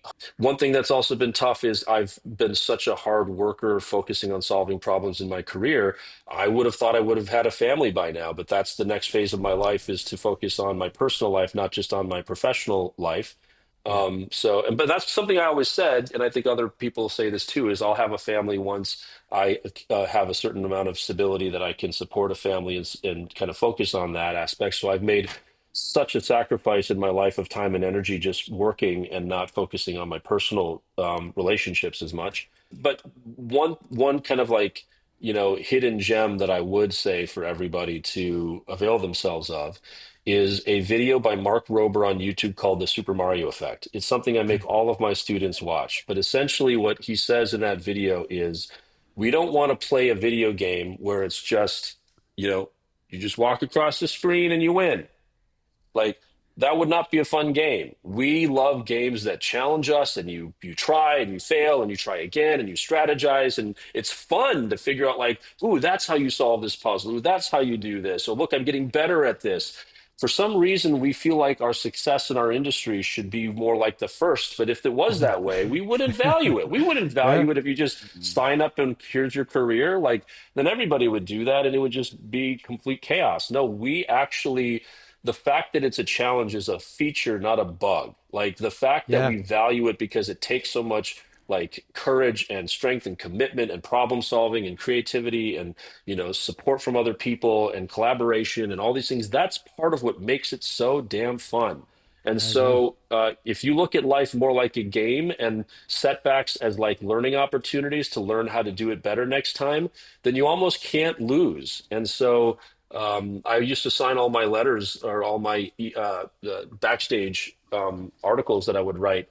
You can't fail if you never quit, right? I'll either win or I'll die trying, but like you Yeah. don't, you can't fail if you never quit. And so I've always looked at this as a game where it's like, oh, I fell in the pit. Looks like I need to just run a little faster next time. Like, Yeah. I'm not like, oh, I fell in a pit. What am I doing? Yeah, yeah, yeah. That's the end of that. Am I crazy? Like I should just leave, like I'm a failure. I'm just in this pit It's now. like, no, I'm in process. I'm playing the game. I'm Yeah. figuring it out, But because I really want things to be better, whenever I run up against either incompetence or ignorance or straight up corruption or meanness or bullying or injustice, then that's when things are tough because I'm not somebody who wants to be in conflict with other people. I actually Yeah. anybody who knows me personally, who's taken any of my classes at the union or whatever it is, they know that I am all about love and support and all that stuff. Like It's that's clear. Yeah. I'm not but I'm also not scared of bullies. I also don't back down from bullies. And so if there's a problem, I'll solve it. To quote a famous Well, lyric. well, this is a great place to end. What's the best way to keep in touch with you, Shaan? Links. Obviously, we're going to put, information on The Chosen and on all these other resources in the show description. Very simple. Just, my Instagram is at Shaan Sharma, at Shaan_Sharma. So I'm very easy to find there. And my email is just Shaan@ShaanSharma.com. I send that out with all of my letters to 60,000 members every 2 years. So it's not like it's a big secret. Yeah. And so, yeah, I'm very easy to reach. I'm very easy to find. Not a lot of people have the spelling of my name that I do. So if somebody wants to get in touch, that's the way to do it. So you already dropped a few hidden gems. If you wanted to drop another hidden gem, I mean, I think you did more than enough. Yeah, there is a clip. You'd have to search on YouTube for it. I know Jordan Peterson can be kind of a controversial figure for people, but Yeah. especially years ago before he joined like Daily Wire Plus and got kind of really into that whole phase, he was just pretty much a university professor and doing these incredible lectures about, taking responsibility and sharpening yourself up and being the best you can be. There is a like 5-6 minute clip of him speaking on stage at an event where he talks about how you're a node in a network and what you do affects so many people because let's say 1,000 people, they know 1,000 people, so you have the ability to reach millions of people through the people you already know if you send out a pulse through your own network. And so what you say is important, what you do is important, and the importance of sharpening yourself up and saying what you think and saying what you believe, even if you are proven wrong, because then you'll learn and you'll get sharper. And if you just get used to speaking up and articulating yourself, you'll become a force to be reckoned with. And that's been the story of my life as well. The fact that I'm formidable. When I take a position on something, people know that it's not, a kind of trivial matter. I put a lot of thought and I have a lot of expertise behind what it is that I say, which is why I think a lot of members of our union look to me for guidance on issues because they know I've put in the work and I have the education on that stuff. And so I think that video, along with the Super Mario effect, are two of the most powerful videos that I have my students watch because it basically encourages them to be courageous, to make strong choices, including artistically, and to not back down from those and let anybody tyrannize their tongue and rob them of their creative leadership and vision, and to not be discouraged when they're on this journey because if it was too easy, they wouldn't respect it. The fact that it's difficult, as Mark Rober says, is a feature, not a bug. And like you said, adversity is a privilege. It's like, my God, I don't want to be bored for the rest of my life just getting Right. everything. If you want someone to be miserable, give them everything they want the moment they want it. You know what I Yeah. mean? Like, Yeah. Exactly. because then you don't have a Exactly. purpose. We need purpose. We're beings that need to wake up every morning and have a goal and see ourselves making progress towards that goal. And what I tell in my talks and my lectures that I do at the union, I say, you will die on the way to your dream. Because even if whatever your dream is right now, even if you achieve that, you will then have another. And when you achieve that, you will then have another. So at any point when you die, it'll be when you're en route to some dream that you're working towards. So if you're the kind of person who says, I will be happy when, you're already set up wrong. You've got to enjoy the journey, not just the destination. That's Absolutely. beautiful.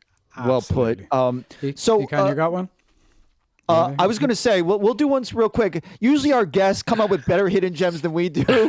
Way better. Mine's terrible. Okay, Shireen, you go first. Spit yours out real Well, I'll quick. tell you what, had we not been talking to you today, Shaan, mine was going to be the SAG-Aftra Conservatory because I'm so impressed by it. So since you are here and have talked about it at length in much more eloquent terms than I ever could, mine is ridiculous. It's a sandwich I ate the other day. I went to a sandwich place up the street here in Montana.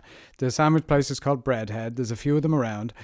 They make their own bread. When I say they are enormous sandwiches, I got the biggest sandwich I've ever eaten. Now, they're quite expensive. It's a bit overpriced for a sandwich, I have to say. But I met a friend of mine for lunch. We went to this place.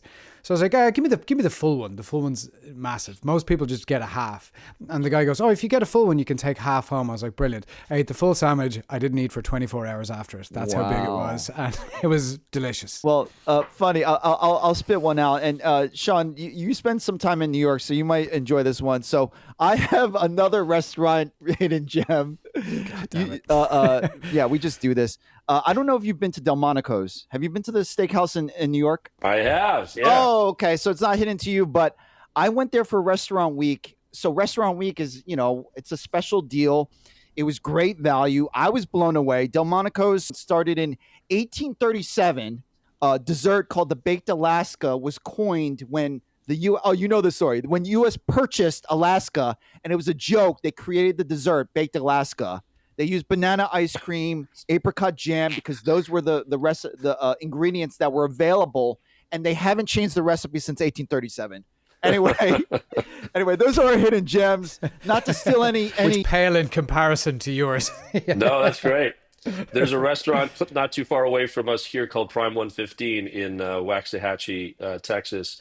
They have a Delmonico's ribeye, and I get it a couple times a week when I'm out Oh, here. wow. Nice. Oh, Nice. nice. Yeah, they created the Delmonico steak. I just want to say thank you for coming on the show, but also your service, this shift that you're making in the union membership. I'm part of that.